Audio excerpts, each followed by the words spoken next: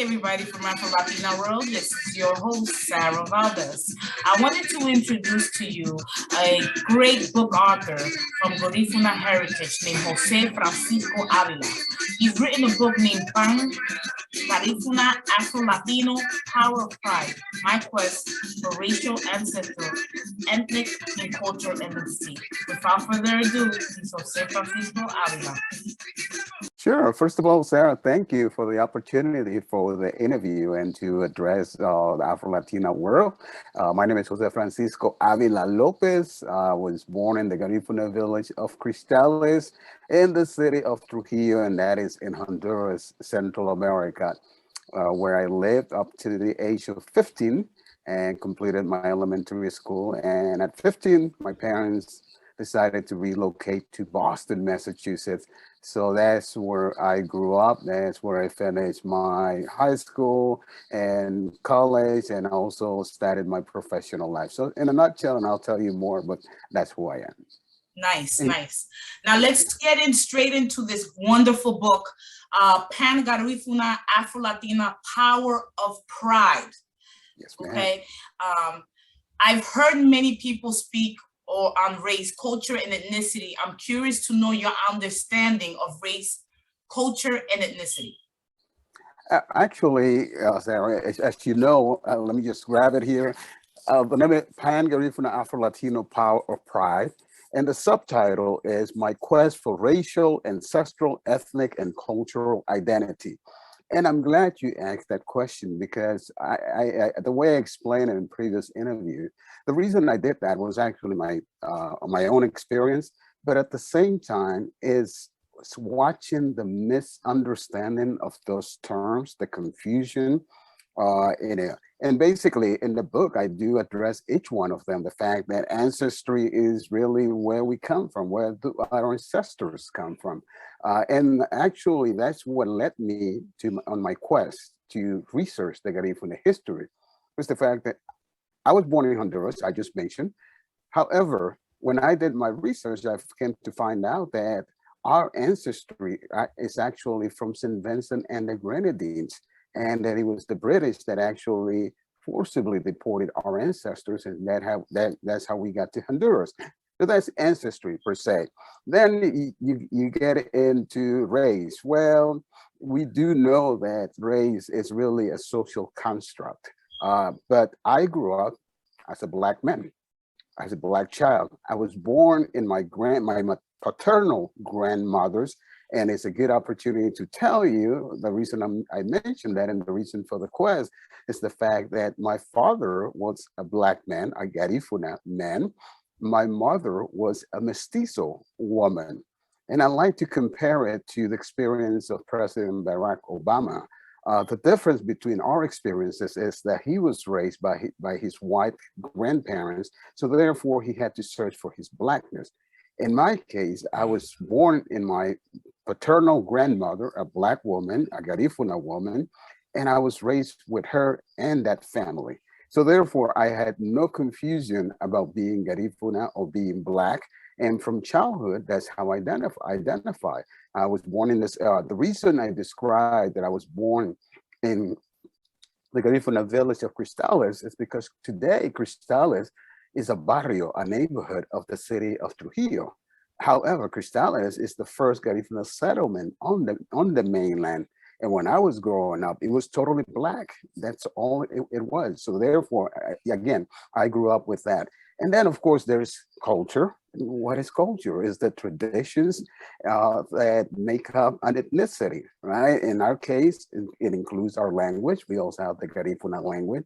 It includes music, it includes dance, it includes food, and so forth. It includes clothing, fashion, and so forth. And again, that's really, so the combination of ancestry with race and ethnicity make up our identity. There's a fifth one that I didn't discuss it, but it's another one that is confused, which is nationality. And so in my case, I was born in Honduras, so therefore I'm a Honduran. But again, my ancestry goes all the way back to the 1500 in St. Vincent and the Grenadines. Nice, nice. Thank you. Tell us about the history of Garifuna organization in New York. To tell you about the Garifuna organizations here, I gotta give you my quick 15-second description of who the Garifunas are. We are an Afro-Indigenous people, which is the result of the mixture of African, Carib women, and Arawak women. And that mixture happened in the island of St. Vincent and the Grenadines. The British used to call the Caribs and yellow Caribs and the Arawaks. No, the yellow Caribs were the Arawak. The red Caribs were the Caribs themselves, which were the darker complexion. Well, when our people came into existence, the Garifuna, the British decided to label us as Black Caribs, which was the result of that mixture. And that happened instantly. Well, my ancestors actually fought the British for over 30 years, defending the island of St. Vincent, as it was called at that time. As a result of that, on March 14, 1795, the paramount Garifuna chief, Joseph Chatouillet, was killed in battle after he was, and that was March 14 of 1795. As a result of that, after his death, our ancestors were chased, rounded up. 5,000 of them were captured, sent to an island called Baliso, which is adjacent to St. Vincent and the Grenadines. And they were there for 6 months. And during the 6 months, half the population perished. The half that survived on March 11, 1797, were loaded into ships, sent to the ocean with no idea where they were going to. And the ships arrived in the island of Roatan off the coast of Honduras on April 12, 1797. Eventually, they negotiated with the Spaniards who had already colonized mainland Honduras. They allowed them to cross to the mainland. And as I mentioned, they settled, in Roatan, they settled Punta Gorda, which is the first Garifuna settlement in Central America. And then when they crossed over, that's when they settled Cristales and Rio Negro, which are the first two on the mainland. Well, as a result of that, we kept walking east. We ended up in Nicaragua. We kept walking west. We ended up in Belize, Guatemala, and Nicaragua. So today, that's where the diaspora is. As a result of immigration today, the largest Garifuna population outside of Central America is right here in New York. And to answer your question, it's a long history that actually we started migrating to New York in the 1930s. So it's over 90 years that we have been here. And as a matter of fact, proof of that is the fact that the first Garifuna nonprofit registered with New York State was called the Carib American Association. And that was in July 10, 1946. I wasn't even born when that happened. And over the years, because of migration, we have established the typical, as they are known, hometown associations that immigrants set once they migrate, which is usually the intent is to help the community of origin back home and our parents and relatives into. So that was the environment when I got involved back in 1988, 89. That's what I encountered. It was that type of organization. Most of the activities were geared towards socialization, getting familiar with each other. As a matter of fact, there's a park here, which was not even a park, it has been closed, but which was known as El Parque de los Trujillano, the Trujillano Park. And the reason they was named like that was because the initial immigrants, the merchant marines that arrived to New York, were actually from Trujillo. And that's what they used to gather on Sundays with their family. So therefore, the name Parque de los Trujillanos. So that was the type of organizations. When I got involved with a group of other people, we organized, that was on February 5th, 1989. That was the first organizing meeting. And it was right here in the Bronx. It was, interestingly, at the Club Cubano Internacional was the location of the meeting.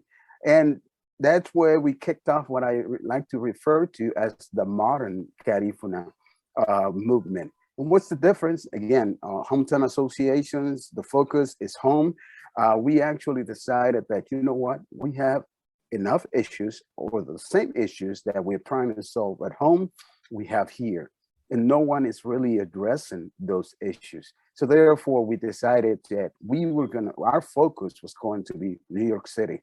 Our focus was going to be the Garifuna community right here in New York. And again, that was in 1989, and it's the beginning of what I refer to as the modern Garifuna organizing advocacy movement.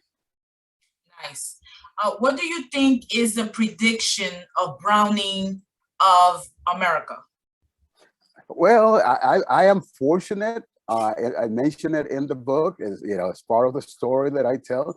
And now, basically, the way I describe it, I am fortunate to have read the prediction of the 21st century, welcome the 21st century, and now here on the third decade of the 21st century, I published my book. And what do I mean by that? As I was doing my research of the Garifuna community, then I expanded my research into the Black community, specifically the Pan-African movement started by the late Marcus Messiah Garvey. And that it basically allowed me to relate with people of African descent outside of the United States and outside of Honduras, which was basically what I knew. In my research, I never forget, in 1990, I read an article on Time magazine, and the cover of the magazine was titled "The Changing Complexion of America." And actually, that article was predicting that in the 21st century, the Browning of America. That was the title. And the article was actually predicting that by the 21st century, people of color will exceed the white population for the first time. That was the prediction. It also said that will have an impact politically, culturally, socially, in every respect. And culturally was the one that caught my attention, and therefore became part of the overall movement of organizing around the Garifuna culture. As a matter of fact, I made a prediction that we will actually place the Garifuna in its right place where it rightfully belonged based on its glorious past history, something to that effect. That was the prediction, and that was the motivation to continue to organize, again, around issues specifically benefiting or affecting the Garifuna community. And when I say that I am blessed to have welcomed the 21st century, it's because by the time it came around, we had been organizing for over 10 years. We had organized the first Garifuna Summit meeting in New York City in 1991. We also had organized the second Garifuna Summit meeting in Los Angeles, which basically set the agenda for not just for the modern Garifuna movement, but also the Afro-descendant or Movimiento Afrodescendiente, started in Honduras in 1997 with the celebration of the 200th anniversary of the arrival of the Garifuna to Honduras, what became known as El Bicentenario Garifuna, or the Garifuna Bicentennial. At that time, I remember reading, and I still have the clippings of the papers at that time, described that event as the biggest Afro-descendant event in the Americas, specifically Latin America. That's how it was described. And we had the participations of Afro-descendants from all over Latin America, including, I was there. It lasted about 10 days. It was from April 6th to April the 13th, which including the 12th, which is the actual arrival to Honduras. And so forth. So again, all of that was based on that reading that prediction of the 21st century, organizing the community, identifying issues, and working real hard. And again, in the 21st century, last October, I published a book which basically chronicles and details and documents all that happened during that time. Okay. I wanted to ask you, do you feel the Afro-Latino is growing, should I say, the Pan-Afro-Latino is growing, or is it more of a thing of the past? No, it's definitely growing. It's definitely growing. in the book I mentioned and during my presentations, the first time I used the term Afro-Latino was in 1991. And again, it was part of that search because the other thing the browning of America, the protection, the other thing that was happening at that time was that the indigenous community was actually beginning to rebel and protest against what was going to happen 2 years later, which was supposed to be this so-called celebration of the discovery of America. So they were rebelling, and we kind of joined forces with them. But the term Afro-Latino wasn't really used. I became aware, as I mentioned, of the Pan-African movement, Marcus Garvey, and eventually I met, as a matter of fact, I just recently found that the documentation, I met a professor at UCLA. He was Panamanian, and I met him through a Garifuna contact, put me in contact with them. And he was the first person that introduced me, not to Afro-Latino, but Afro-Hispanic. And he sent me a document. And so that was, and then that's when I expanded my research into, again, as a Black man born in Honduras, being Garifuna and so forth. But again, I left Honduras without knowing the history of the Garifuna, not even, never mind the history of the Afro-descendant movement or the Black movement at that time. So that was, now fast forward today, and social media, especially the millennials and the Zs, the younger generation, have taken pride in their African descent, heritage, and so forth. The term Afro-Latino is being used left and right. The Spanish television stations are finally including us, slowly but surely. But like for instance, this month I've seen at least 2 or 3 interviews of Afro-Latinos around Black History Month. And the same thing is going on overall. So it has grown. And let me just say that the first time I researched the Afro-Latino, supposedly there was about 2 or 3 million of us. Well, in 2014, the Pew Research Center did a study for the first time and interestingly enough, 24% of Hispanics identify as Afro-Latino. I've done the math, and based on that, 24% of the Hispanic population now is 15.5 million people of African descent who identify as Afro-Latino. So yes, it definitely has grown, not just in number, but also the understanding, and again, the movement has expanded to where it's no longer, because again, obviously, it's always been, oh, yo soy hondureño, yo soy colombiana, tú eres cubana, and on and on. But now we all identify with the fact that in spite of our nationality, again, the subtitle of my book, in spite of all of that, we're basically one people. We're Black people across the world. Absolutely, absolutely. And lastly, what advice do you have for the Afro-Latinos youth today? Good question. My advice is, I'll start with, again, the person that served as a role model, Marcus Garvey, who said, a people without knowledge of their history or their heritage is like a tree without roots. I strongly believe that. And my advice is educate yourself on the history of your people. And when I say your people, my advice is, if you have grandparents who are still around, start asking questions about your family history. Interview your grandparents. Now there's all kinds of equipment. When I was coming up, there was no equipment whatsoever. It was just paper and pencil and memory. That's it. A lot of I tell the story, the most difficult chapter I had to do was chapter 1, because I had to recreate my childhood. Today, you don't have to do that. Like, children are born with with a camera and recorder and so forth. So start interviewing your parents. Start creating an archive. Start creating a genealogy tree. Go back as far as you can in that genealogy tree, and again, start asking questions. And at the same time, talk among yourself. Organize yourself around your identity.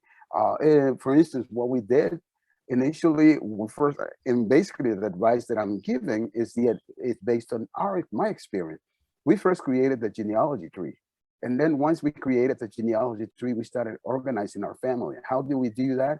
Organizing a family reunion, first in Boston, because specifically around my maternal side, it was in Boston. Then eventually we went to Honduras because that's what the origins. And when we were in Honduras, we basically the center of the event was Trujillo because that's where we were born. But we also traveled to Roatán, which is the home. Again, that was where the first Garifuna settled, and some of our families are from there. So that's my advice: research, read. And I say that because now it's very important that we do that. And once you research, start writing your family history. It is very important, especially in this time of historical revisionism that we live in, all this fight against CRT, critical race theory, and so forth. And the intent of all of that is actually to erase Black history. And we cannot afford, we cannot allow them to do that. That's my advice. Yeah, absolutely. It's imperative to support also authors. Exactly. Afro-Cuban, Afro-Dominican, Afro in general, globally. Support our communities, support all Afro-Latinos and whatever they strive. We need to support one another. Thank you so much. I truly appreciate you taking the time on your busy schedule to do this interview. If anyone's interested in purchasing your book, what platforms are you on? Well, Sarah, thank you very much for the opportunity. It has been a pleasure and an honor to address your audience, and I really appreciate it. And anybody who is interested, the book is currently available on Amazon. Is the English version. Again, the title of the book, I'll read it straight from it: Pan Garifuna Afro Latino Power of Pride. It's also available in Spanish, and again, it is available on Amazon. Thank you again, Sarah. Thank you, everybody. I'll see you all next time on our next interview. Bye. Bendiciones a todos y siempre pa'lante. Bye. Bye.